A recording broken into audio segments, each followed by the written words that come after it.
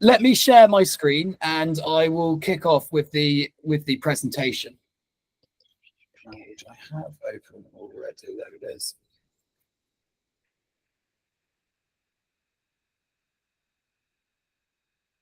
Okay, so as we've already covered in our intro together, the Rubbish Portal, waste and carbon accountancy software for events.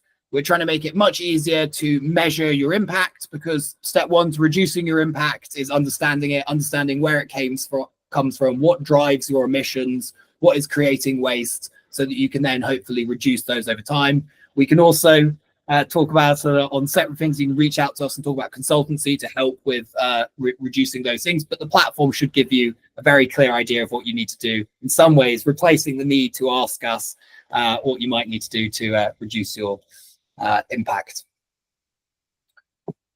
The key kind of goals of our platform and what we are confident we can deliver for you.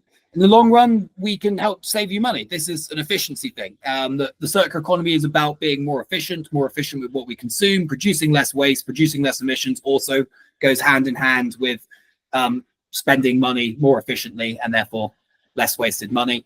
And also it's a time-saving thing. You are going to have to do increasingly for legislative requirements and for PR and marketing requirements. You're going to have to start to measure and assess your impact, and traditionally that has been done with consultants that charge quite a lot per hour. Trust me, I know.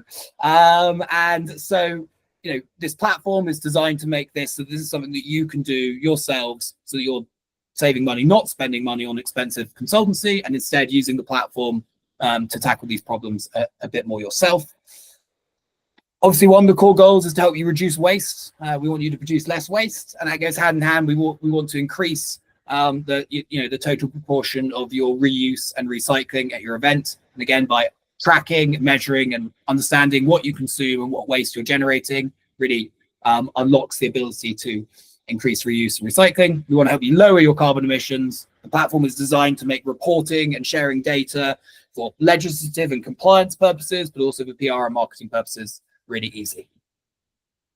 And as I say, it's been designed around events. We've been working in the events industry doing environmental consultancy for about 7 years now across Europe.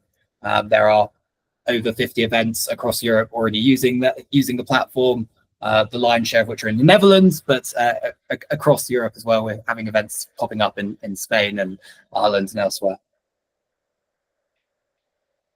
As the name suggests, one of the key components that we're tracking here is the sort of generation of waste. But waste is a consequence of what you consume. And what you consume has not just consequences in terms of your waste, but it has consequences in terms of your carbon emissions. So the products you choose, depending on what product you choose, it has different embodied carbon. So some materials have higher carbon involved in the manufacture and production of those products than others. And so choosing the right products will help you have less carbon emissions. And so evaluating the emissions of your current product range is a great way of understanding how you can possibly reduce your overall emissions. And of course, the products you choose dictate what waste you will produce, and therefore the likely outcomes in terms of recycling rates. It should be intuitive that if everything you consumed was made of the same material, then you'd only need one bin and it could all be recycled. So making the right product choices, again, really matters from the waste end. So we don't just track your waste figures, which your waste manager probably already tells you how much waste they collect from you and how many, and how that breaks down by waste streams. The better the waste manager, the better you will have more and clear segregated streams for different materials. But what the platform also enables you to do is track the products that you consume.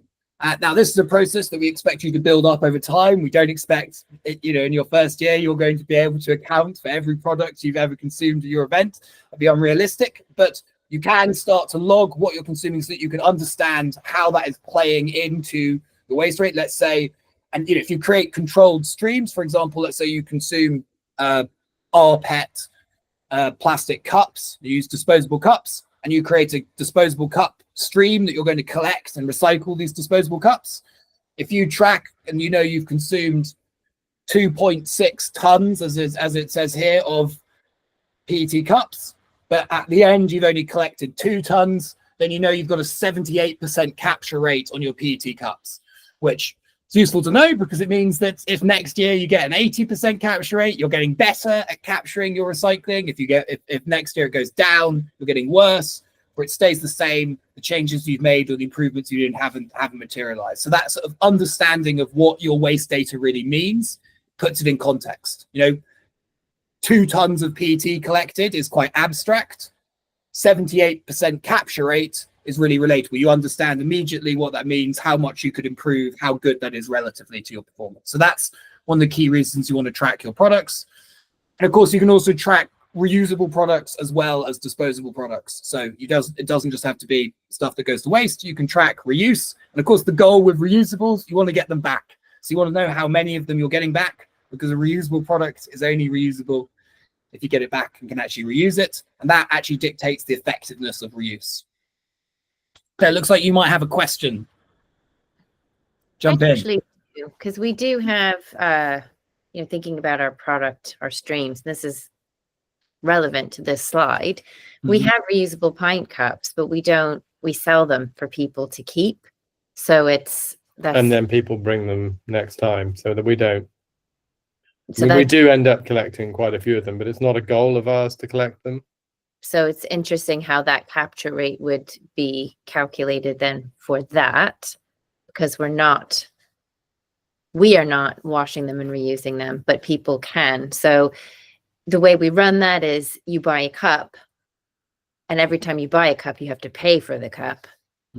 So I don't know how that would, anyway, it may be a detail not relevant to this, but I think maybe there are other events that do something similar, and how that works. There definitely are. What would be relevant in your circumstances and what we would want to do with you over time is to look at, okay, you're selling these cups. The goal is people are bringing them back year on year. So hopefully, many of your customers are returning year on year.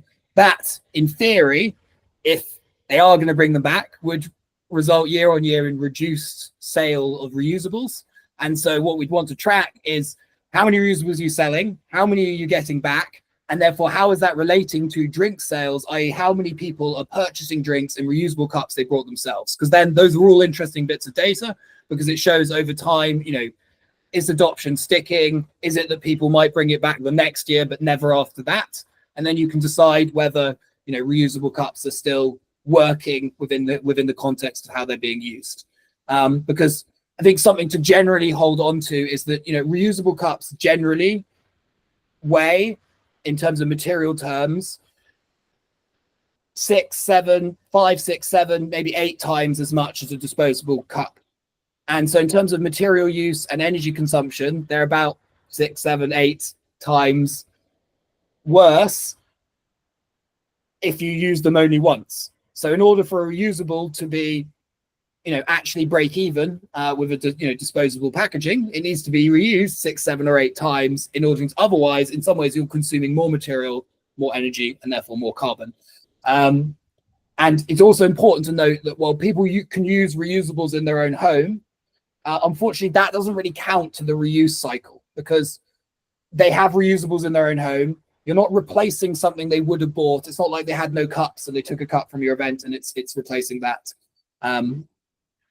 Sorry, you look like you're nodding. I think it's interesting. I mean, I think people do reuse them multiple times over the course of the weekend. Yes, definitely. That's very good. But then they take them home. They use them as picnic cups, and often people send me pictures of them using their wood festival cups in multiple different situations at home. But like you say, what actually counts? So it's an interesting one for us to, It's been a common challenge with the industry at this scale, because you're right. I mean, that seems very nice. I just sort of, from pure environmental rationalism point of view, if you as an event have to replace the cup, then from the event's perspective, it is single use, even if it is being reused elsewhere. And again, if that reuse elsewhere is not stopping additional purchasing that they might have done, it's therefore not negated additional resource consumption. Yeah, no, it's an interesting one to think about, for sure. Yeah, thanks. But being used multiple times at your event is a big plus, because actually, one, that's each time it's reused at your event, that is replacing a piece of single-use packaging. And if they are handling that themselves, and they're okay with the sort of hygiene side, then you haven't got the additional washing cost, which is part of the environmental consequence of reuse. It makes me think we could actually do a little bit of a push next week to remind people to bring their cups with them. Very good thing to do. Save themselves money, to save themselves the £2 surcharge for a new cup. Because yes, absolutely. Actually, in 17 years of running this festival, we have ordered pint cups. I think I just ordered pint cups for the 4th time in 17 years. So, as in, we don't order very many, and they last a long time. So, yeah. Anyway, Well, we didn't capture the data before. I can dig it out. I can dig it out. Yeah. Now's the time. And actually, that's something actually also important to note is that while obviously you're starting here and now with using the platform, if you have legacy data from years past, that you can actually go in and set that up, so you can submit the data that you have and set up your events from the past with what you knew about them, so that your baseline doesn't have to start here. It can start wherever you started first for capturing data. It might be a bit patchy, but there might be at least some areas where we get some interesting trends and things like that we can track. So. That's great. Always useful to have historical data, even if there's holes in it. It doesn't need to be complete to add context. Cool. So just finishing up on this page, the sort of final thing that you should sort of know about this is that, well, 2 things. Your waste streams, you as an event can add and set your waste streams and say, right, these are the waste streams that are captured at our event, and then they can be assigned to waste managers. But your waste manager can also say, these are the waste streams that I collect, will be collecting from the event. Again, that we'll come into a sec later, as I mentioned about linking with partners and suppliers. That also relates to the products. So when you're coming to add products to your product library at your event to say, right, these are products we've consumed, you can either set up a product from one of our product templates. Okay, so let's say you've got some hazard tape, or you've got an aerosol or something, or you've ordered some softwood or some plywood sheet. You would click build product, and then in the case of plywood sheet, it will ask you for the dimensions or the weight or some of the other information, or how many sheets you used, etc. It will know other things. So if you don't know the weight, well, it knows, because it knows you've provided the dimensions and we know the density of plywood. So it's smart. It will work out the information that you can't provide, but obviously you can provide some context. If you use plywood, you should know that you used 1 or 2 sheets, etc. That's you can enter that. So the product templates allow you to create generic products where you have some of the information and you're adding them yourselves. Another way of adding a product is selecting a product that's a specific, unique product from a manufacturer, or supplier. So as I mentioned before, suppliers can be onboarded onto our platform. They can create product libraries of their products, and then that is a unique version of product. So let's say we've got a wine company called Event Wine Solutions who are on our platform. We have all of their wine products on the platform. You can select that you had the 750 milliliter bottle of Merlot, and it knows all of the information about that bottle. It knows what it's packaged in, where the packaging is made from, how much it weighs, etc., where the wine is produced. It has all of that information all attached to it, provided by the supplier. And you can just say, we used 1,000, we ordered 1,000 of that bottle of wine, and our system knows, okay, well, that will result in this waste, this product consumption, carbon emissions, etc.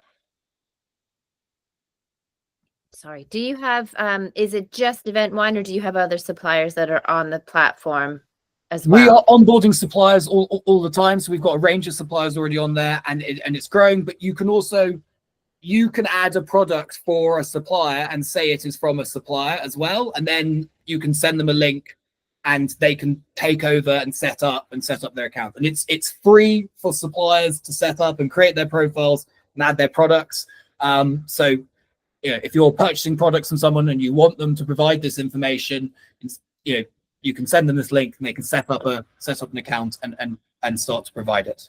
Great, thank you. And it makes it easier for the supplier, because you want this information, but so does every other event that they work with, right? Every event that we talk to, they need this information as part of their scope 3 carbon emissions, as part of understanding what waste is being produced on site. And for the supplier, once they've created a profile and created a product passport on our platform, they can just send out the same link each time, And if the event connects with them on the platform, they'll automatically get that data without having to put any effort in. So that's part of it, trying to make it's a simpler and easier to get the information you want. Well, I guess the two festivals will start to choose or be motivated to choose suppliers that are on the platform or on a platform like this, because then it makes it easier to do all the carbon calculation, so that, you know, it's good. Thanks. Absolutely. Well, we think it shouldn't just be on the event, as these suppliers, this is what the events are paying them. They want a better service, and this is part of the way that they regulate and control that. And it also, of course, rewards suppliers that have put effort into making green supply chains, choosing green packaging, and creating green products. Is they need a way of displaying how their products, what the impact of their products is, and how that compares to alternatives. So it's giving people the platform to do that. Moving on, the platform is also all about tracking your carbon emissions, and this is from a range of sources. So you can input your electricity consumption, and we can work out the emissions related to that. You can track fuel consumption from on-site generators, vehicles, trucks, equipment, etc. You get the emissions related to your waste, so what happens to your waste, whether it goes to landfill, gets incinerated, or even gets recycled. It all has emissions relating to that. Of course, your product consumption, the emissions from what you consume is not just waste. Products have to be made. All those resources have to be extracted. That has an emission consequence as well. And then finally, visitor and crew and supplier transport and travel. This is something where we have tools for you can setting up and sending out surveys. But again, by onboarding your suppliers, part of the thing that they can do is they can say where they are, and therefore where they are sending products from. So it starts to, again, automate the mapping and capturing of your supplier data, and the sort of actual real world transport that is going behind the supply of your products. We also have carbon calculations in there for food, so you can work out the carbon intensity of the meals that you serve, and food vendors or your on-site caterer can create meals as a product.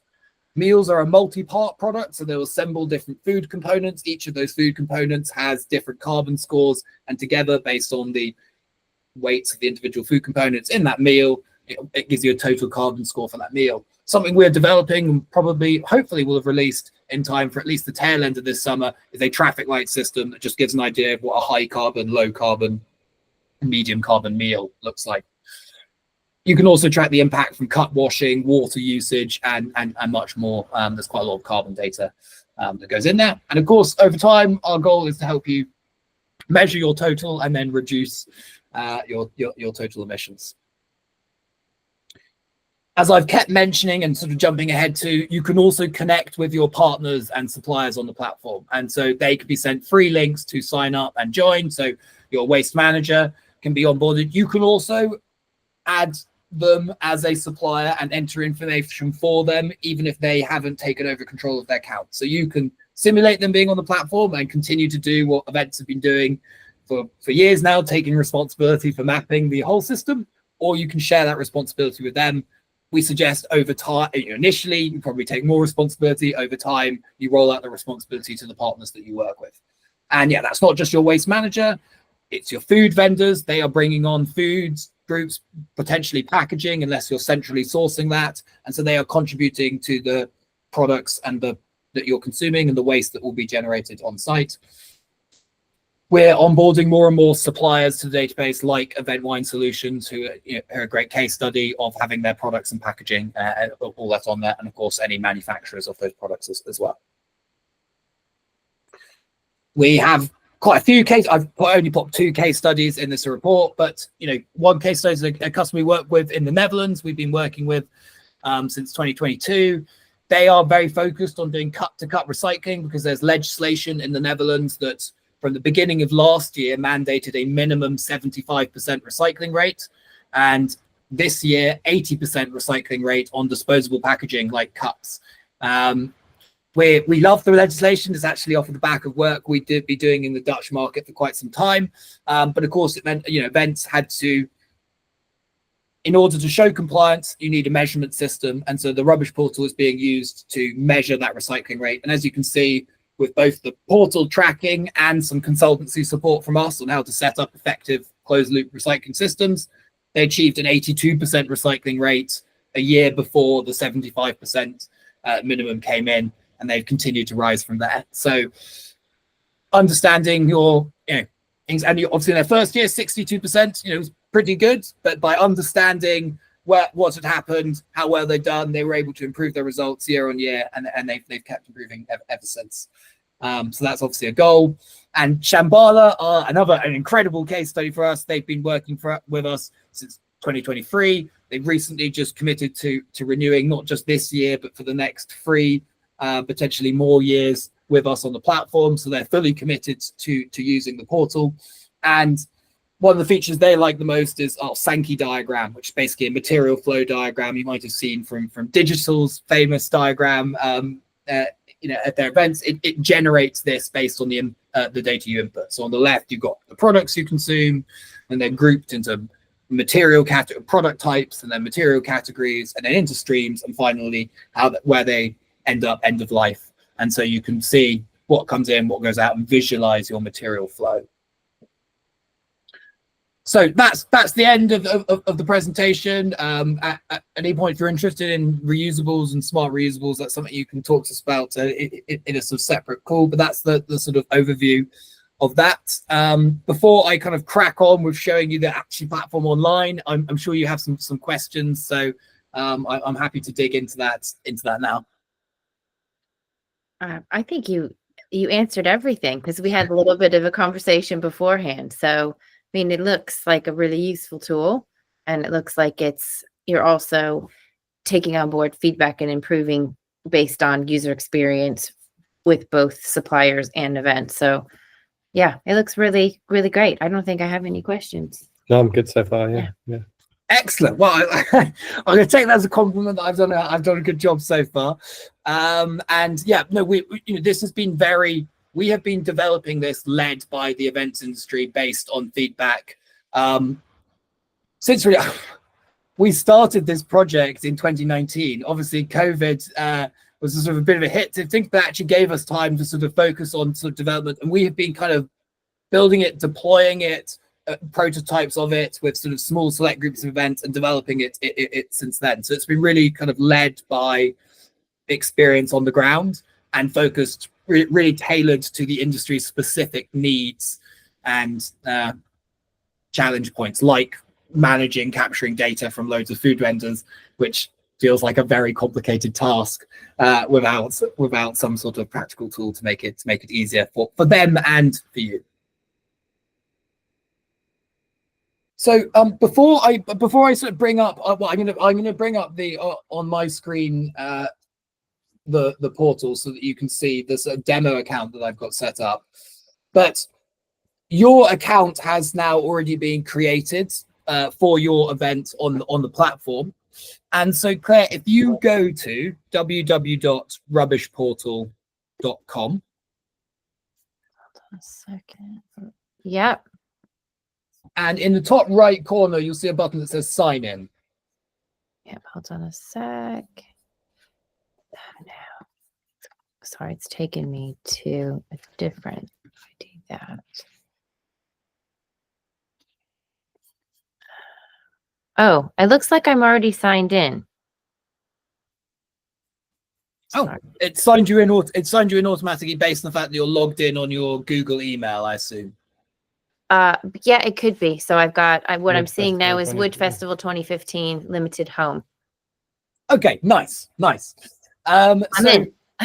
you're in. Basically, your account doesn't have a password. It's linked to your email.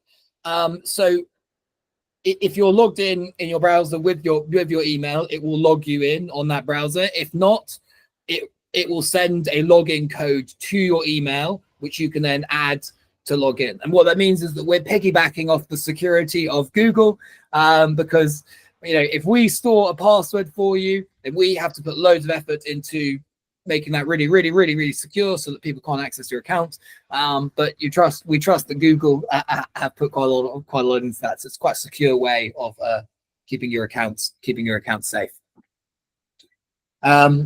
So you're logged in now. You can have a look at the platform. Okay, brilliant. Now let me present my screen.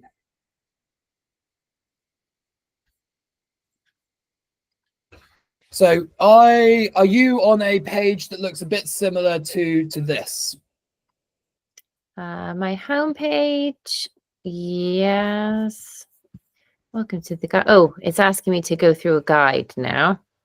Yes. Okay. So there's a guided tour button here that you can click that would guide you through a tour. If you want to escape that for now, and you can come back to it in later date, it's essentially going to do what I'm going to do with you now. It is a great way to refresh. So I'm obviously bombarding you with information at the moment. You're going to go away from this, and in a few days' time, you might be thinking, what was he banging on about when he was talking about setup? You can come back. You can click that start guided tour, and it will do a much better job than I'm about to do of guiding you through the whole process. So how do I escape that then? Do I just hit the escape button, or it's not letting me out of that guided Not tour? right now.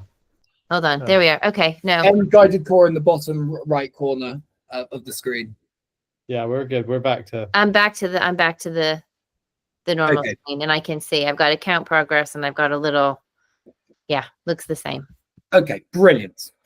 So this account progress bar is obviously set up to, again, guide you through setting up your account. And these are sort of the individual stages in the sort of rough order we recommend going through them. However, some stages, for example, you might want to skip.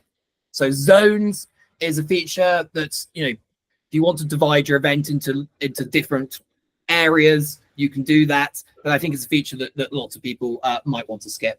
But we'll come back to that. Come back to it in a second. But basically, this is your progress bar. It will guide you through setting up your account. You can also use the start guided tour to guide you through that process as well. And I'm just going to give you a sort of quick whiz around the platform to sort of show you what the sort of key pages are and how that looks, and then we can start to talk about how you might start setting up your account. So from the home here, this diagram, obviously mine shows a stadium in the middle. Yours will be a festival because you are a festival. Obviously, we work with stadiums, festivals, music venues. But ultimately, while you're all very different, you're actually all very similar. You're controlled environments of high consumption. And as far as our platform is concerned, you're quite similar. So that's why we serve these different industries. But it very much relates to what you're doing. As in this stadium's case or your event's case, you consume products and they come from suppliers, this warehouse, your product consumption. This is where you will end up having an overview of all the products that you consume and some summary data about that. You consume water, and it again gives you an overview of your water consumption. You consume electricity, you consume fuel, you produce waste, overview of your waste streams and waste data, visitor transport and travel, and we have this little checklist thing, which is again for guiding you through a process for individual sort of event data. You can come back to that.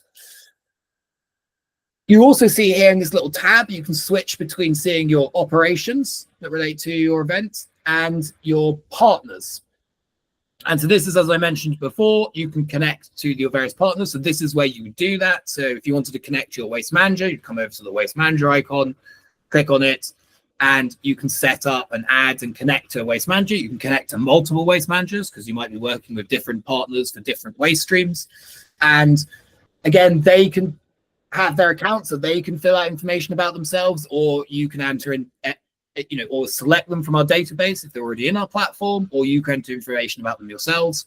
One of the things to do is if your waste manager has multiple locations, we call these facilities, you can put those multiple facilities because they might be taking your glass to a different place, they're taking your cardboard. And that different place is different distance and therefore different transport emissions. And so if you can track that, if that's something that you're aware of, or if it's something that you can encourage your partners to input when they talk about themselves. And the same is true for suppliers who can have multiple delivery locations, and of course food vendors as well. And finally, that's us as your sort of data partner. In the future, you'll be able to sort of add more data partners as well to join you on that. Sort of moving through from your homepage, as you can see here, you've got this menu on the left, which is the sort of key menu where you can access everything. But on each of the pages on the left, actually, if you hover over them, if I hover over home, it shows you the tabs that you can see up the top here that exist within that homepage. So from the homepage, you can also access your warnings tab, where it generates warnings where the platform is sensing that data is missing or has been inputted incorrectly, generates a warning, which pops up here. I think we have a system where they can send email reminders to tell you about warnings, but you can turn that on and off. There's a learning hub where we create resources like guides on how to use the platform. And in the future, we will have more and more learning resources that will be displayed here. There's a media hub where you can download posters, banners, signage, stickers, etc. That could be used on site or online. And you've got a settings tab where you can edit the settings about your venue, including, for example, adding new users. So if one of your colleagues wants to join and use the platform, you can do that from here, and email notification settings, etc. So that's all from your home page. And as I say, if you hover over the home tab, you can see all those menu tabs on the left. These other tabs, moving down, you've got the tracker, right? The tracker is basically the key hub for all of the results. All of your data is going into the tracker. If you're coming onto the platform to look at your results, to look at how you're performing, that's where you would go. The tracker is fed with information that you have inputted and gathered and categorized under the categories below. So products is your product library. And so where you have created the library of products that are that's consumed at your event. And this can be reusable products, disposable food packaging. It could be multi-part products in this case of food products, or in the case of an aerosol. An aerosol is a multi-part product because it's got a can that can be recycled at end of life, and it contains paint that you're using at your event. So a whole range of products that you can add and build your product library. These can be obviously consumed and supplied directly by you as the event, or products that are being supplied in by suppliers or vendors, etc. You can log deliveries of those products. You can do stock checks to confirm how much stock you have remaining. And you can also input sales data, and all of which combined obviously gives a good flow of what's being consumed, how much was actually used, over what period, for what. And finally, you can do returns. So if you have reusable products, obviously you can log returns of those as well, how many you got back. Sorry, it sounded like you were asking a question there, Claire, but you No, I'm just commenting on the products. I keep seeing cheese. It's just cracking me up. And ham sandwich. Yes. Well, I'm afraid that our demo account has quite a lot of random products set up in it. So we've got everything from padlocks to cheese. But as you can see, you could log almost everything. You probably don't start with logging all your padlocks. And we generally recommend that the big sort of items to start logging with is bulk purchases of disposable food service packaging. So if you're using loads of disposable cups, plates, cutlery, that sort of thing, start logging that.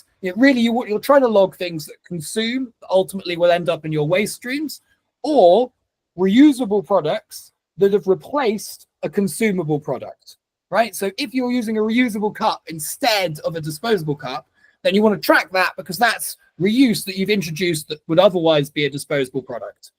If you're consuming lots of disposable stuff, track it, which can also include all the construction materials for your event, right? You're using loads of wood, and paint, and nails, and so on. And if you're accounting for that cost-wise, you might also be able to put in all that data and track what materials you're using in the production phase as well. And as I said, you add a product by clicking Add Product there, and then you go here to select from our product library. You can create an entirely custom product.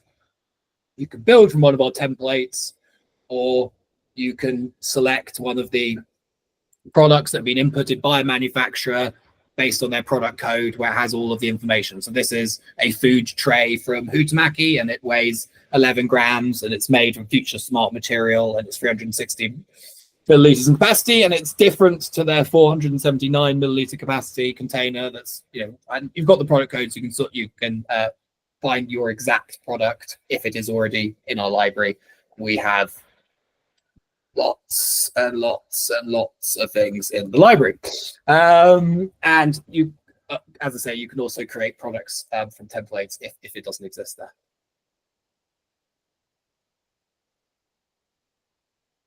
So moving on, you've also got your waste streams. So just as products come in, waste goes out. Again, you can set this up as when you can create any waste stream you want. So you can create a waste stream and you can say banana peels and nails. And if you were for some reason connecting banana peels and nails together, you could create that as a stream. The challenge we would have is we probably wouldn't have an icon for you because we haven't envisaged that anyone would combine those two things. But we do have icons for lots of things. You could collect blue glass or brown glass, green glass, laboratory glass. You get an idea. There's icons that will hopefully work for whatever stream that you create. You can enter the stream name. You can say it's a custom stream or from your waste manager stream, and you can tag it as, is it recyclables? Is it a food stream? Is it general? Is it other? That's how you'd add a waste stream. Or of course, your waste manager can set up your waste streams as well, depending on how you've set up with them. And again, your waste manager can log waste collections, or you can input the data that they told you about, right? We did 3 collections of 200 kilos each. So in total, 600 kilos of general waste, etc. If your waste manager collects some material, let's say they collect 5 tons of PET, but then they take it back and they sort it, and it actually turns out there was only 4 tons of PET and 1 ton of contamination that was stuff that wasn't meant to be in there. They can provide sorting data which can be added to the collection so that it then breaks down, okay, actually 5 tons was collected, but only 4 tons of it was recycled material, 1 ton was contamination, so that further evaluates your waste. Can I just ask a question about waste? Yes. So we've got the weight, like the stuff that we're producing, and then what we're collecting. Now we also have audience generated waste. Does that have a category? So people come to the event with their own milk in a container, with their own, baby wipes or whatever. Now that's not something that we can predict, and it's not something that we can. Well, we can a bit. Chris would say we can. Well, we can probably can, but it's thinking about how does that kind of feed into because you've got your waste stream, and then you've got your, how does that work? I imagine there's a category for things that audience members have brought to your event, no? Well, absolutely. So basically, you can log what products you are consuming and as the event and as the sort of vendors. You obviously you have no way of tracking what people bring in. You could try and estimate it, but ultimately probably not worth it. What we're trying to estimate is how much of your total waste volume comes from your visitors. And so again, that's where the Sankey diagram comes. If I just skip back to your results, we went to your tracker, and then that doesn't normally happen. Okay, nice little error. Brilliant. Not what we want during a demo. Let's try that again. Wonderful. Let's see if I can go to the specific page. Yeah, okay. All right. Sorry, so a bug there. I will check out the demo account is particularly buggy because it's filled with loads of dodgy data. So I won't happen to you. But if it does, let's look. Our platform is not bug proof. We're still building it. There will be bugs, unfortunately, but we're very quick at squashing them. If you do have a bug, you go here to this bottom left corner. You click, I need some help. Okay. And you can tell us if there's something wrong, if our platform's not working and it's screwing up, you can click the bug report one and you can fill in the bug report and tell us what we're doing wrong or what the platform's screwing up. If you have a bright idea about how the platform could be any better than it already is, then you come along here to feature request and say, hey, we think this feature would be awesome. Please introduce it. And finally, if you need help, it's not the platform that's screwing up, but you're having some challenges, you come to the support ticket. Ultimately, if you send us a message in any one of these and you need help, we'll get back to you, but there is a category for each. Back to what I was showing you related to the question that you asked.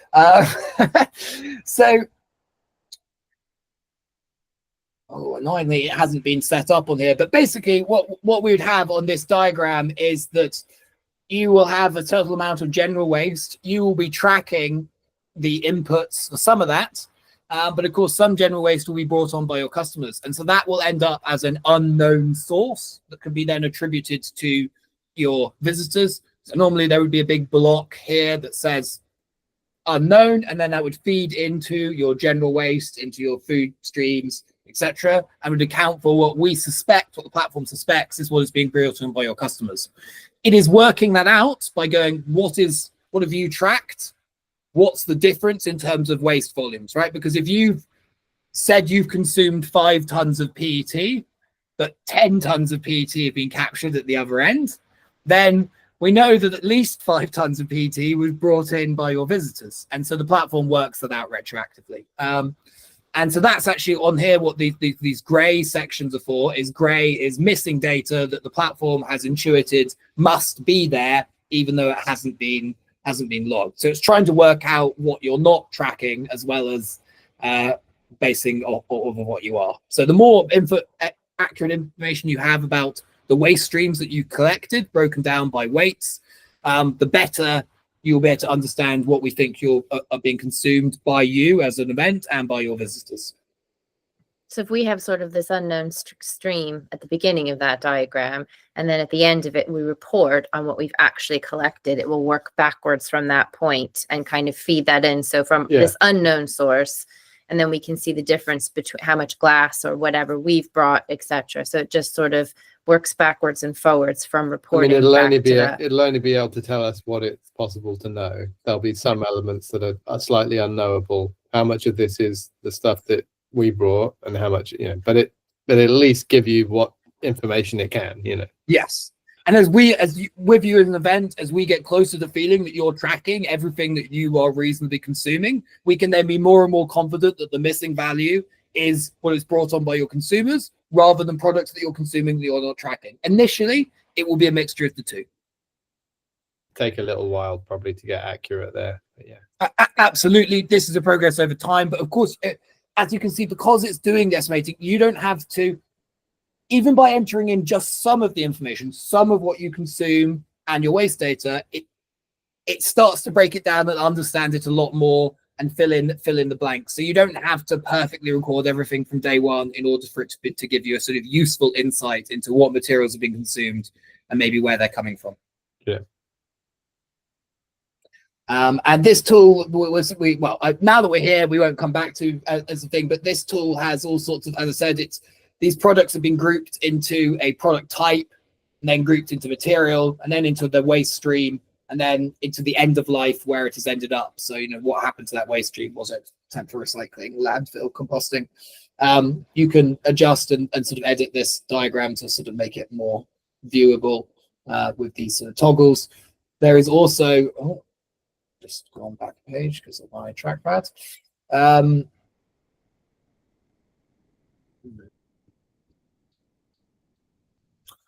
There's also actually, if you click show all, it will show you the product section as well at the beginning, which is every individual product. But we normally have that hidden by default because when Shambala started adding hundreds of products, the diagram started to look pretty mad. So now we've grouped the products by category. You don't need to know that there are 12 types of nail. You need to know that these are how many metal fixings you've used, for example. Anyway, that's sort of digging into the sort of tracker stuff anyway. But just finishing off where I was going down the menus on the left, utilities, pretty self-explanatory. You can add data about the utilities you consume, fuel, electricity, water. You can upload reports of your consumption data, which are then logged here. You can have individual reports of different time periods. So if you use over full one period, you can log it. And then if you've used more fuel after that, you can add another log, and you can log when it was done. You can obviously log different fuels, different amounts of water consumption, and for different things, and it will work out the carbon emissions related to that. One of the key things for you doing is, you as an event, you are going to happen each year, and you want to get your results and keep your data for each year separately, so you can log how you've performed over time. And so in setting up your account, one of the things that you want to do is you'd want to come here and you'd want to add an event. Now, we actually recommend that you set up your waste streams and some of your product stuff that's relate to your venue. Think about where you host your event as a venue. Obviously, it's a venue that you're using only once a year, but that remains the same, and your waste stream and management and products might relate to that venue. But then your event is happening each year.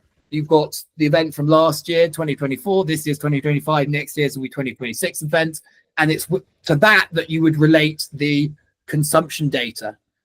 So you're always going to use reusable cups, but you might have used 1,000 in 2024, 2,000 this year, 3,000 next year. So you relate consumption reports to events, but your products are just part of your product library that your venue uses or your event uses over time. Can I And so, just yeah, you'd set up your event here. So you'd come in and click add event and create an event for 2025. And then you could tag the waste streams that are associated with your venue. You can select those and link them to your event. So for us, because we do 2 events in the same venue, Mm-hmm. we could, in theory, add the different events that's using the same venue. Would we be able to compare? Does it automatically compare each event?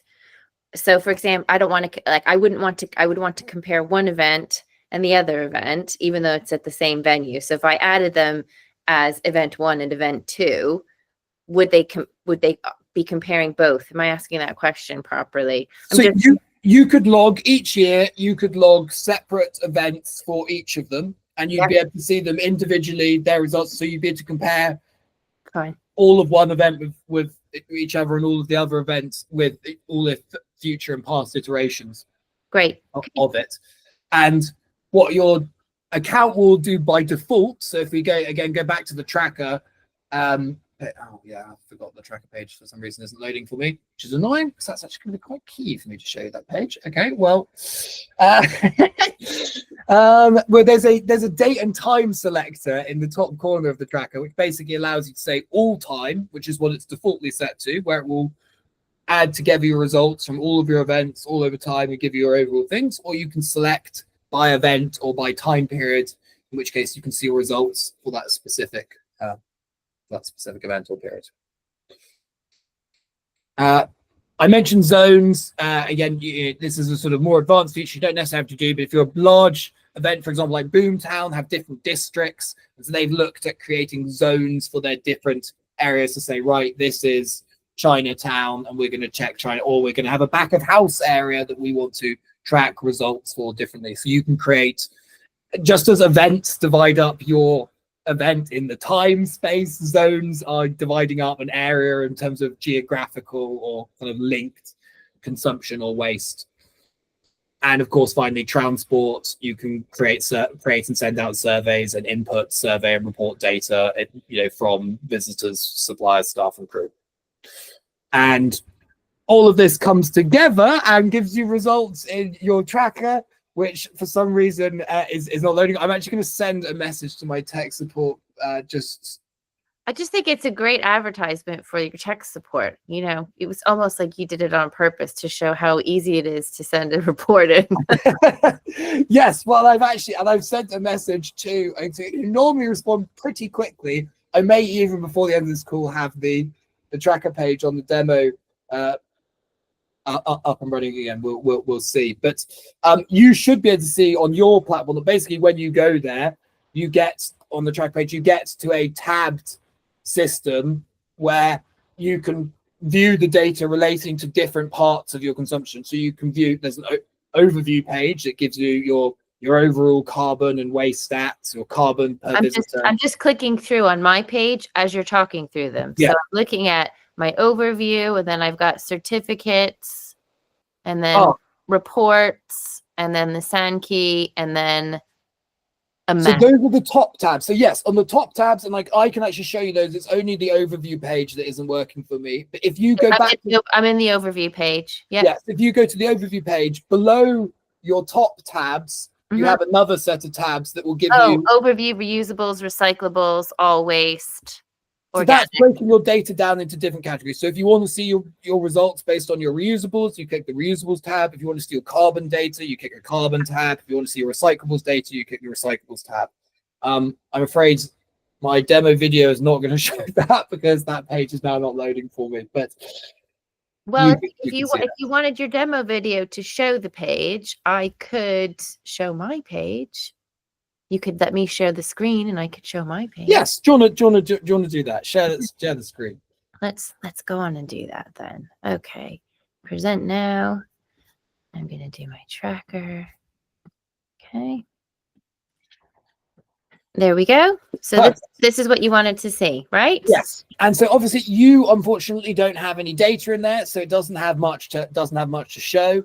But those tabs you can click through and it will show you the different data things. So your overview page will have your overview results, reusables based on your reusables. Now, if you scroll down a little bit on the reusables page or this one, you see the little arrow you click at the bottom. If you click that, gives you many more stats and breakdown for that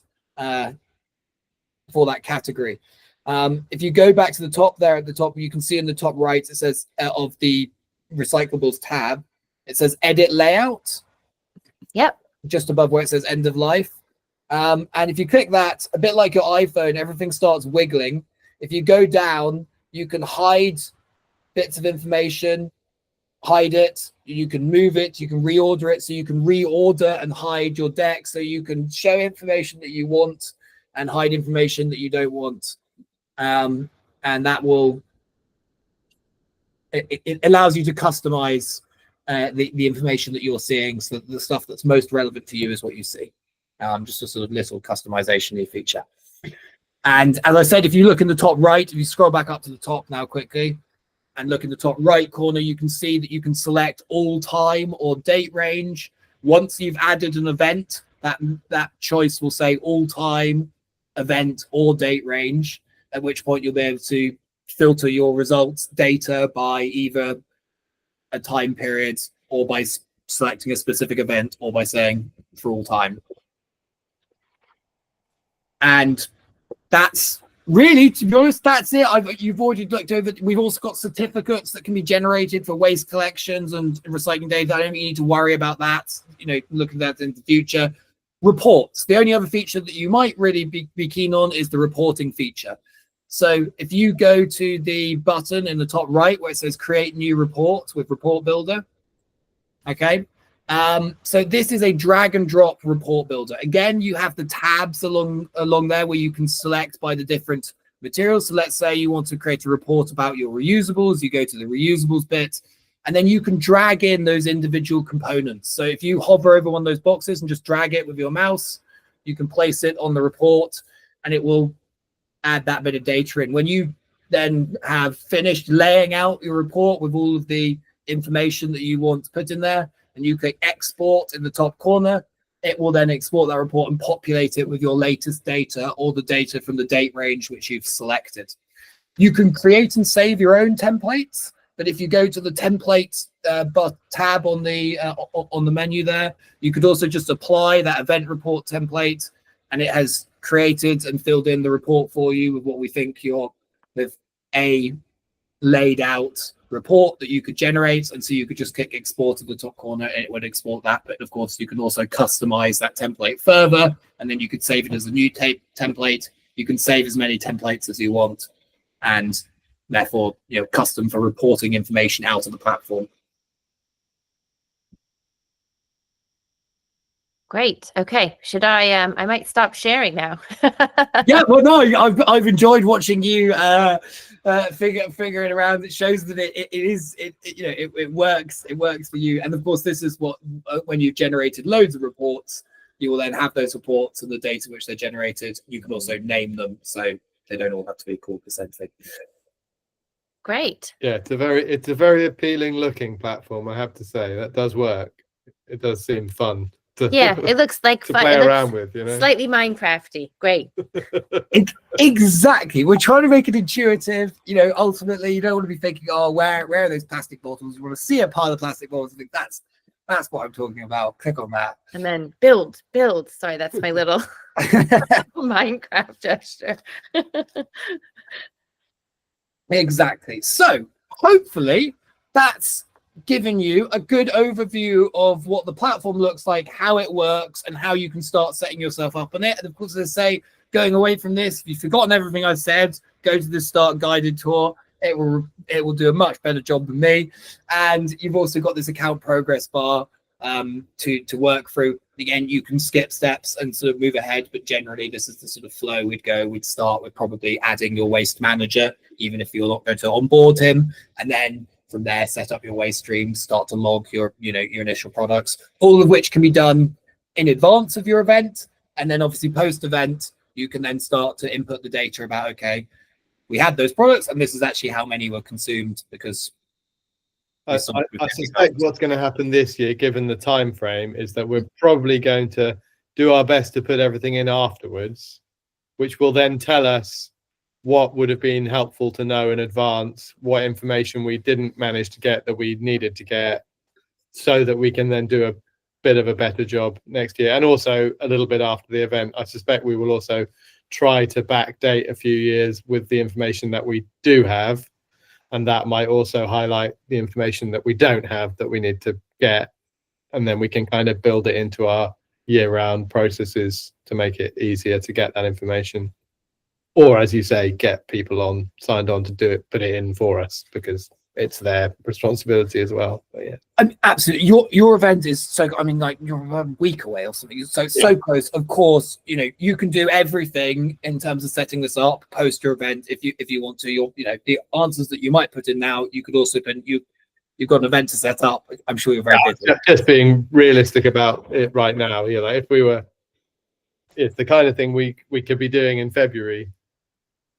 But especially with the experience of having done it once, really working out what we needed to know to do it, where to find that. To be honest, this is the most common pattern we have with third-party. So what we'd propose to our customers is that everyone signs up and gets on board and sort of starts thinking about this in January and February, figures out their thing, makes the plan for the year, works out what data they're going to need to get, works out who's responsible for it, does all that in advance. And that's the ideal first start. In practice, what normally happens is the first year people use our platform, they wait until after an event, they enter everything in, they think, oh, I should have captured some data on that, but I don't have it. Yeah. And then that sets them up for their plan for next year. And I think from the sounds of things, you're going to fall into that category. But to be honest, it's not a bad way to go.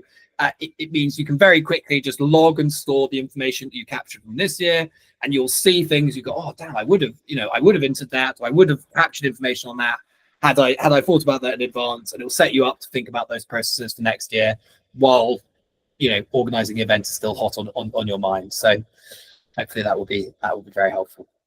Yeah, that's great. And I think it's a good framework for us to start to really get on top of what data we should be getting.